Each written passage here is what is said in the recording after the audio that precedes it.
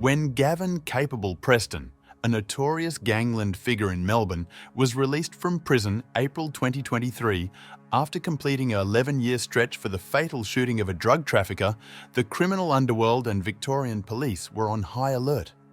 Preston, previously linked to the shooting of former Bandidos biker Toby Mitchell and complicit in an alleged plot to assassinate Melbourne criminal boss Mick Gatto, would be released on licence.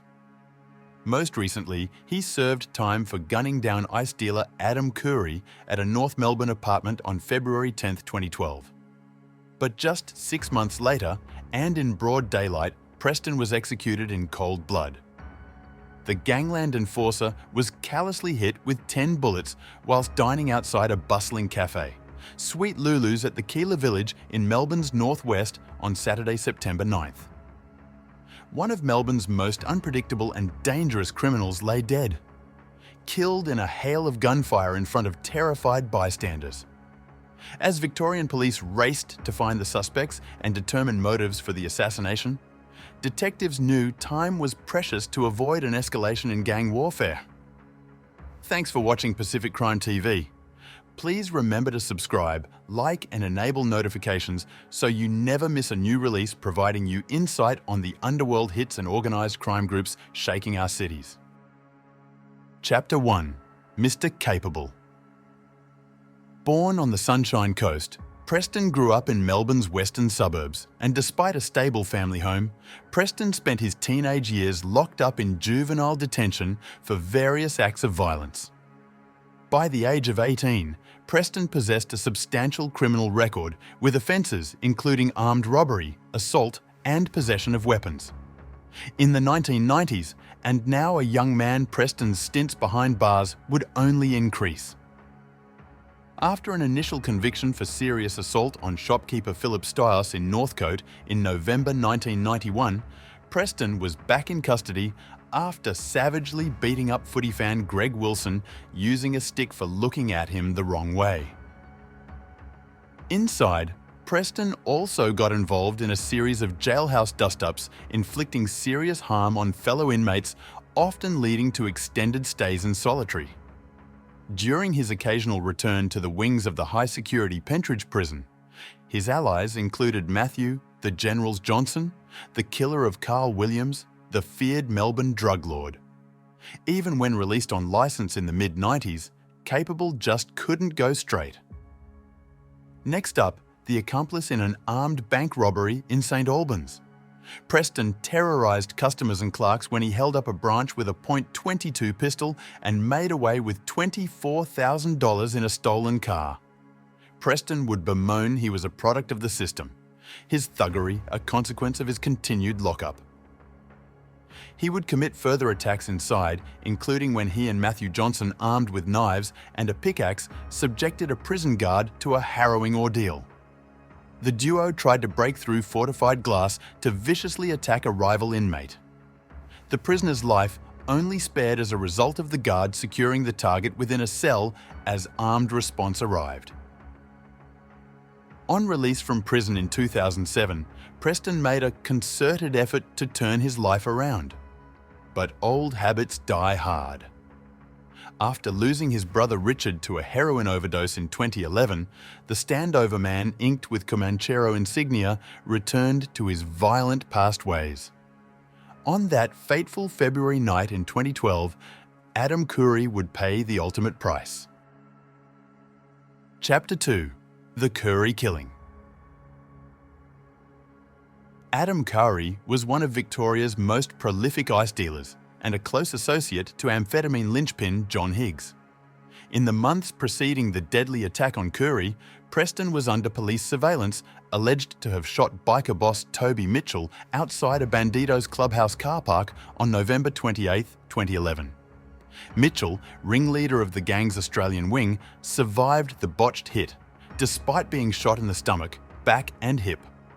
The former champion kickboxer would lose a kidney in the shooting, yet refused to cooperate with police. 3 days later, Preston and notorious underworld figure Nabal Mad Lebo Magni were arrested after they led police on a chase through Melbourne CBD, driving the wrong way up the Collins Street tram line. police recovered an unregistered firearm, bloodied clothing, and suspiciously a floor plan for the gym opposite the Bandidos HQ. Yet, no DNA traces to the shooting of Mitchell were established. Police did, however, believe they had opportunistically foiled an imminent hit on Mick Gatto, Carlton Crudoyan, and chief of arguably Australia's most feared organised crime cartel. Preston had previously faced investigation for trying to extort money from a Gatto-linked construction company. Despite police objections to Preston's bail applications, he was released on December 22, 2011. Upon release, Operation Encryption was initiated by Victorian police, which involved covert surveillance of Preston and wiretapping of his mobile phone. On the night of Curry's death, Victorian police ceased monitoring Preston a mere 30 minutes before he, the executed Curry, at a Canning Street apartment. The police surveillance team, referred to as the Dogs, left at 12:25 a.m. Preston had arrived at Curry's busy apartment in a Holden Commodore at 10:40 p.m. There were heated discussions between the mobsters outside. Inside the apartment, other individuals known to police, as well as users who stopped by to purchase drugs. But by 11:57 p.m, the two men were alone. Minutes later, Curry lay dead after being shot twice in the head. A separate surveillance camera, monitoring Curry's house due to his own involvement in methamphetamine supply, captured footage of Preston, hood up and wearing gloves, leaving the property at 12:54 a.m. Just minutes before, emergency call handlers received calls from a concerned neighbour of Curry, reporting loud screams coming from the apartment. Preston was apprehended the following day and charged with murder. He was held on remand at Barwon, Victoria State's maximum security prison. In stunning court revelations at the 9-day murder trial in May 2015, Preston pleaded guilty to defensive homicide after prosecutors accepted his version of events that Curry pulled the gun and was shot dead after a struggle. It was revealed Preston had been in regular contact with Curry over the days leading up to the shooting. He suspected Curry was going to squawk on him for a crime as he sought to recover a $2,500 drug debt. Preston proclaimed he went to Curry's flat seeking to negotiate a truce between him and notorious criminal badness Christopher Binzer, a comrade of Toby Mitchell. The paranoid assassin believed Binz was plotting to plant a bomb under his car to avenge Mitchell's shooting. Binz followed Preston closely after the attack. He attached a tracking device to Preston's car and even stalked Preston's partner. It was later revealed Binz entrusted Curry with the car bomb explosives to keep safe whilst he was out of state. On August 11, 2015, Preston would be sentenced to 11 years. Led to the dock before sentencing, he taunted a detective from the Piranha Task Force sitting courtside, saying, "I reckon you've lost this one, champ." "What did you tell everyone? You've never lost a case?" Preston smirked and told the detective he would be out of jail before the detective retired. But behind bars, Preston remained a marked man. Chapter 3. Body Shots. Preston was a founding father of prisoners of war, a notorious gang established to strike against those who cooperated with police. But the group he helped form wickedly turned on their own man during his lockup over the Curry killing in 2014. Preston was jumped and brutally stabbed 9 times in a videoed assault carried out by 5 members of the prison gang who used knives, spikes, and blades. Preston suffered multiple lacerations to his face, neck, and a 15-centimetre laceration down his jawline in the ordeal. Only moments before the tear-up, the attackers and Preston had held brotherly exchanges, hugging and shaking hands in the prison yard. Years later, as Preston rode out his remaining sentence, his problems intensified. Preston found himself in the crosshairs of George Morogi, drug baron, murderer, and fellow inmate at Barwon. Morogi previously botched a hit on Preston's ally Madleb O'Magny, who was shot dead in Epping in January 2020. Fueled with rage at the loss of his close friend Magny, Gavin Preston purportedly threatened to not only bash, but rape Jesse Morogi, George's younger brother. Morogi, serving a 32-year sentence of his own for the savage gunning down of Kadir Oars, went by the nickname Cross.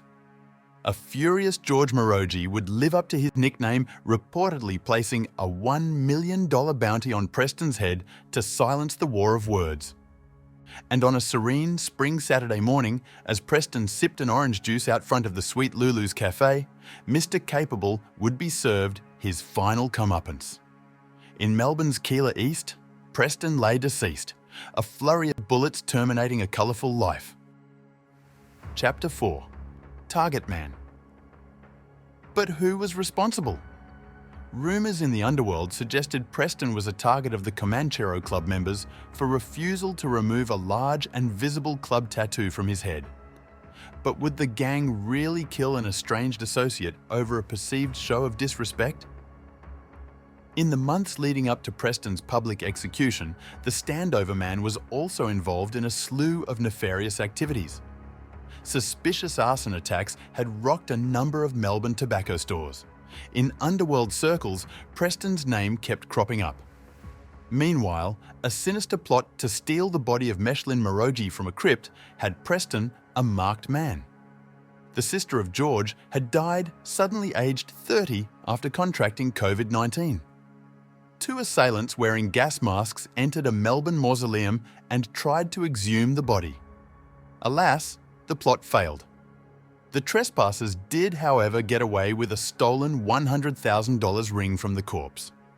If the plan was to extort and punish Preston's nemesis Morogi, the attackers had certainly poked the bear. Ultimately, multiple Underworld figures may have wanted him dead. However, it was rumoured Preston's alleged theft of trucks from the Morogi family transport business that saw simmering tensions reach boiling point. Chapter 5. Gangland Hit. In the eyes of Preston's executioners, the thug became a dead man walking not due to his violent nature, but because he was running out of violent friends. Preston's brunch with comrade Abbas Magni Jr., Nabal's son, would serve to be his last supper. On Old Calder Highway, 10:20 a.m. September 9th, two gunmen opened fire at Preston as he sat at a table on the footpath. Abbas Jr. managed to escape wounded by shots to the stomach and upper body. As chaos ensued, Preston collapsed to the ground, riddled with bullets, and the attackers fled. The gangster would bleed out on the scene. However, the attackers made a series of mistakes. They escaped the scene in an Audi Q5.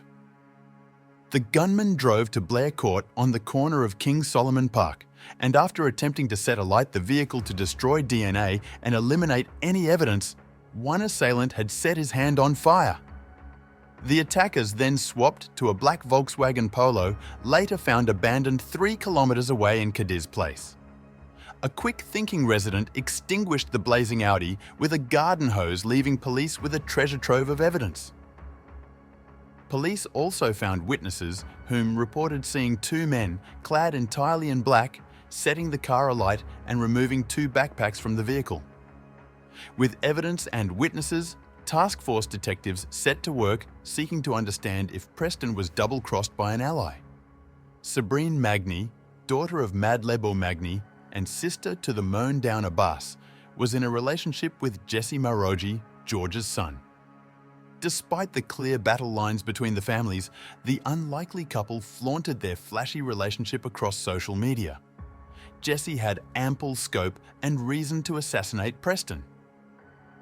Weeks earlier, Sabrine and Preston had met at the Crown Casino Resort in Melbourne to clear the air. But was it really plausible Jesse would order a hit on the hood whilst he dined out with his own girlfriend's brother? Police also sought to investigate whether Abbas Jr. had led a wary target into a false sense of security. He might have copped a flesh wound for his troubles, but could Magni Jr. really have set up Preston's murder? Within days of the shooting, rumours swirled. It would soon transpire, however, a Sydney connection loomed large in the execution. Chapter 6. the interstate connection. 46 days after the attack, on Wednesday the 23rd of October 2023, police swooped to arrest Sydney tradie Jaden Tito in a dawn raid at his Bradbury home. Heavily armed tactical units would pick up one of the alleged gunmen as police sought to stitch together the origins of the hit. The one-time promising NRL starlet was extradited to appear at Melbourne Crown Court. On October 26th, Tito was remanded in custody with Detective Superintendent Janet Stevenson stating Tito was key to the shooting, but noting that police are still hunting several other people and the precise motive for the shooting remains unclear. In November 2023, Rabi Zahabe, a Yagoona native, was also questioned by Victorian Crime Command at Sydney's Long Bay Prison. Rahabe is awaiting sentence on unrelated drug supply and weapons charges. Zahabi has not been formally charged in relation to Preston's death, but police say he remains a person of interest. Jaden Tito is remanded in custody. Gavin Preston would be laid to rest at Altona Memorial Park in Melbourne's west. His burial ground bears a gold plaque engraved on a cross with his moniker Gavin Capable Preston. In tribute, a small wooden plaque sits beneath with the phrase, "It is what it is." The end of the road for one of Melbourne's most notorious mobsters. Thanks for watching the channel. Please remember to like, share and comment if you enjoyed the video and subscribe so you never miss a new release on Pacific Crime TV.